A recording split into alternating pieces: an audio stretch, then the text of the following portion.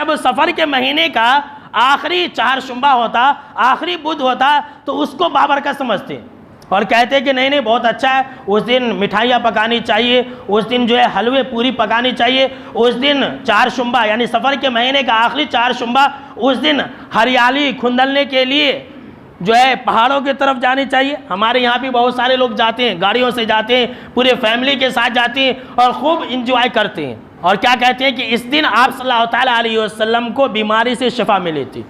ये बिल्कुल झूठी बात है, बल्कि आखिरी जो चारशुम्बा था सफ़र के महीने का, ये वो महीना था जिस दिन से आप सल्लल्लाहु ताला अलैहि वसल्लम की तबीयत बिगड़ गई थी कि इस दिन यानी आखिरी चारशुम्बे के दिन यहूदियों ने खुशी मनाई थी।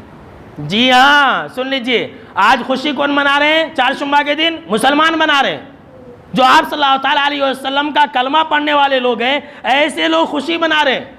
हालांकि यहूदियों ने खुशी मनाई थी। क्यों? इसलिए कि इसी चारशुम्बा से यानी कि सफ़र के महीने का आखिरी चारशुम्बा था, उस दिन से आप सल्लल्लाहु ताला अलैहि वसल्लम की तबीयत बिगड़ गई थी और उसी दिन से आप सल्लल्लाहु ताला अलैहि वसल्लम उस बीमारी के अंदर मुब्तला हुए थे जिस बीमारी में आप सल्लल्लाहु ताला अलैहि वसल्लम की वफ़ात 12 रबीउल अव्वल के दिन हुई थी। इसी खुशी में यहूदियों ने नाच गाने किए थे, इसी खुशी में यहूदियों ने हलवे और मिठाइयाँ तकसीम की थी। अब मुसलमानों ने उसको अपना लिया कि आप सल्लल्लाहु ताला अलैहि वसल्लम को इस दिन बीमारी से शिफा हुई थी। तो ये बिल्कुल झूठी बात है। तो